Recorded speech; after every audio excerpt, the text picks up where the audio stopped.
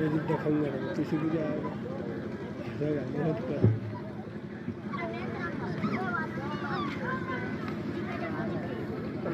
لله رب العالمين والصلاة والسلام على أشرف الأنبياء والمرسلين أما بعد أعوذ بالله من الشيطان الرجيم بسم الله الرحمن الرحيم لئن شكرتم لأزيدنكم ولئن كفرتم إن عذابي لشديد صدق الله العظيم. محترم حضرات اور عزیز پیارے بچوں، آج 26 جنوری جمعے کا دن ہے. یہ تاریخ ہماری ملک کی تاریخ میں ایک بہت بڑی حیثیت رکھتی ہے. یہ خوشی کا دن ہے. تمام ملک میں رہنے والے لوگوں کے لیے اور خصوصاً مسلمانوں کے لیے، اور اس سے بھی زیادہ خوشی کا دن یہ اہل مدارس کے لیے ہے، کیونکہ جنگ آزادی کی شروعات، انگریزوں کے خلاف لڑنے کی شروعات، انگریزوں کے خلاف جو تحریک شروع ہوئی چلی، وہ انہی ہمارے مدارس اسلامیہ سے شروع ہوئی. ہمارے علماء کرام نے اس ملک کے لیے کتنی قربانیاں پیش کی ہیں، تاریخ بھری پڑی ہے. یہ الگ بات ہے کہ کروڑہا علماء کرام کے نام تاریخ سے، جنگ آزادی کی تاریخ سے غائب کر دیے گئے. صرف چند نام ہیں جن کو ہم اور ہماری نسلیں، ہماری بچے جانتے ہیں. اللہ تبارک و تعالیٰ کا یہ بہت بڑا احسان اور نعمت ہے آزادی.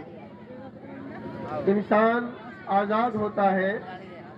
آزاد انسان کچھ بھی کر سکتا ہے، اپنی مرضی سے چل سکتا ہے، پھر سکتا ہے، کھا پی سکتا ہے، جو چاہے بات کہہ سکتا ہے، بول سکتا ہے. غلامی میں یہ سب باتیں نہیں ہوا کرتی.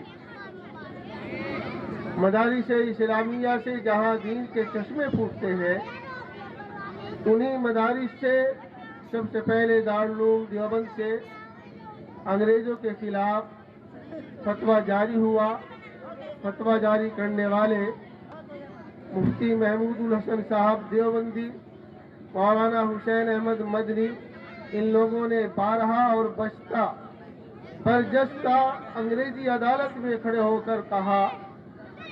حضرت مولانا حسین احمد مدنی رحمۃ اللہ علیہ کو جب کراچی کی عدالت میں انگریز جج کے سامنے پیش کیا گیا، انگریز نے بحث کی. انگریز نے معلوم کیا کہ حسین احمد، کیا تم نے ہماری حکومت کے خلاف فتویٰ دیا ہے کہ انگریز کی فوج میں بھرتی ہونا حرام ہے؟ حضرت مولانا حسین احمد مدنی رحمۃ اللہ علیہ نے فرمایا،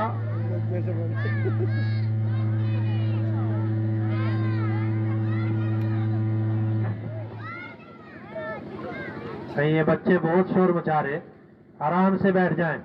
بہت قیمتی باتیں آپ کو مولانا سے سننے کو ملیں گی جو کام آنے والی ہیں اور یاد رکھنے کی ہیں. خاموشی کے ساتھ بیٹھ جائیں بچے. انگریز جج نے کہا کہ آپ کو معلوم ہے آپ کو اس فتوے کی بنا پر پھانسی ہو سکتی ہے. حضرت مولانا حسین احمد نے فرمایا کہ وہ انگریز جج، فتویٰ دیا ہے کیا ہوتا ہے؟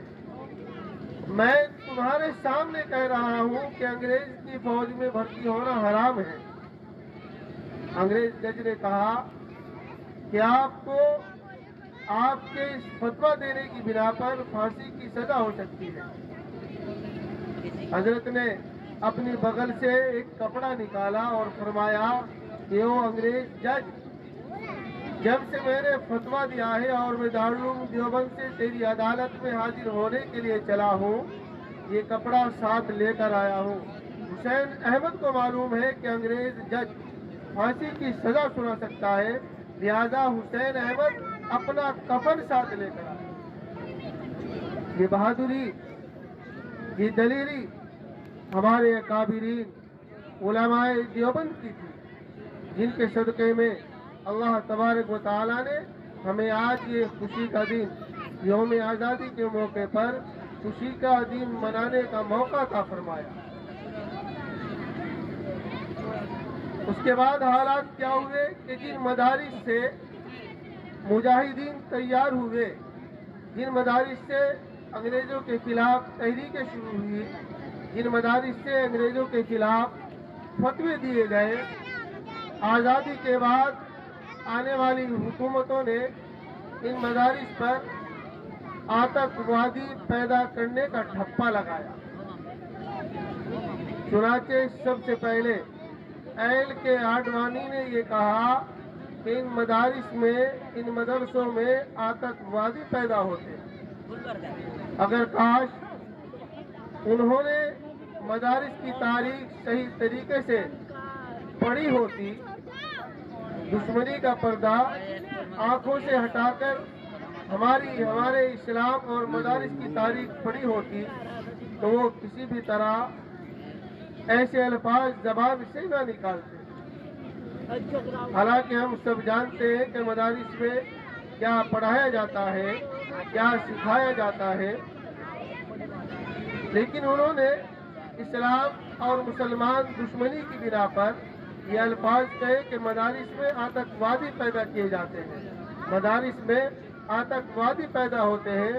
حالانکہ دنیا کے شروع سے لے کر آج تک ہمارے ہندوستان کے مدارس میں کوئی بھی ہتھیار وہ لوگ برآمد نہیں کر پائے، حتیٰ کہ ایل کے اڈوانی اپنی حکومت میں ڈپٹی پرائم منسٹر رہے ہیں، وہ چاہتے چھان بین کراتے، انہوں نے کرائی، لیکن کبھی کوئی بندوق، کوئی ہتھیار ہماری ان مدارس سے نہیں نکلا۔ اتنا جھوٹ بولا، آج ہم سب لوگ جانتے ہیں وہ کہاں ہے۔ کوئی نام لینے والا ہے جو اسلام کو، مسلمانوں کو بدنام کرے گا، اللہ تبارک و تعالیٰ اس کو گمنام کر دیں گے۔ جو اب جھوٹ بول رہے ہیں وہ ایل کے اڈوانی کی زندگی سے سبق سیکھے، اور صرف یہی نہیں کہ ہمارے ان مدارس نے ہمارے ملک کو مجاہدین دیے ہیں، انگریزوں کے خلاف فتویٰ دینے والے دیے ہوں، انگریزوں کے خلاف تحریک چلانے والے دیے ہوں۔ ہمارے ان مدارس نے ہمارے ہندوستان کے راشٹرپتی پیدا کیے ہیں۔ ہمارے ملک کے جو راشٹرپتی راجندر پرساد تھے، وہ معلوم ہے کہاں سے پڑھے تھے؟ وہ بہار ضلع کے چھپرا مدرسے سے پڑھے ہوئے تھے۔ اور وہی نہیں، امریکہ کے راشٹرپتی جو مسٹر براک حسین اوباما کے نام سے جانے جاتے ہیں، جن کا پورا نام باراک حسین اوباما ہے، معلوم ہے کسی کو؟ وہ مسلمان تھے، ان کے باپ مسلمان تھے، افریقن مسلم تھے۔ براک حسین اوباما کے والد جب کینیا سے امریکہ گئے، وہاں شادی کی، تو براک حسین اوباما پیدا ہوئے، پورا نام باراک حسین اوباما رکھا۔ ہوا یہ تھا کہ آپ کی پیدائش سے پہلے براک حسین اوباما کے والد کا انتقال ہو چکا تھا، تو اوباما کی والدہ اور نانی نے اپنے داماد کے نام پر اپنے نواسے کا نام رکھا۔ پھر ان کی والدہ انڈونیشیا آئی، وہاں کے ایک مسلم سے شادی کی، اور براک حسین اوباما اپنی والدہ کے ساتھ امریکہ سے انڈونیشیا آئے، اور انڈونیشیا کے جکارتا شہر کے مدرسے میں 2 سال تعلیم حاصل کی۔ اب آپ اندازہ لگائیں मदारिस ने सिर्फ हाफिज कुरान नहीं दिए, मदारिस ने सिर्फ आलिम दीन नहीं दिए, मुफ्तियान किराम नहीं दिए, मुजाहिदीन दिए, बल्कि मुल्कों के राष्ट्रपति तक दिए। तो इन मदारिस का शुक्रिया अदा करें, इन मदारिस का ख्याल करें। अभी हम लोग देख रहे हैं माशाअल्लाह बच्चे बच्चियां प्रोग्राम पेश कर रही थी, सभी ने अपनी हिम्मत और वुसअत के मुताबिक तलबा की, बच्चों की, बच्चियों की हौसला अफजाई की है। क्या कभी आपने सोचा कि इस प्रोग्राम को तरतीब देने के लिए, इस प्रोग्राम को इन बच्चों को सिखाने के लिए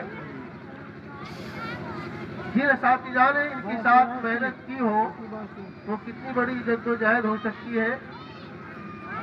इन बच्चों के साथ साथ जो इन बच्चों के बड़े हैं, जो इनको सिखा रहे हैं, उनकी भी तो हौसला अफजाई की जरूरत है। कभी दिए किसी ने? क्यों? क्या ये नेजे खाए जिन्होंने अपने सीने गोलियों से छलनी कराए, आज के दिन हम खुसूसन उनकी अरवाह के सवाब के लिए अपने मदारिस की खिदमत करें। सब करेंगे? देखो, अगर हम उनकी तरफ से इसाले सवाब करेंगे, उनकी रूहें खुश होंगी और ये हम पर उनका हक भी है और हमारा फर्ज भी है कि हम उनको याद रखें, उनकी जानिब से इसाले सवाब करें। अल्लाह तबारक व तआला हम सबको अमल की तौफीक अता फरमाए। वाखिर दावाना अल्हम्दुलिल्लाहि रब्बिल आलमीन।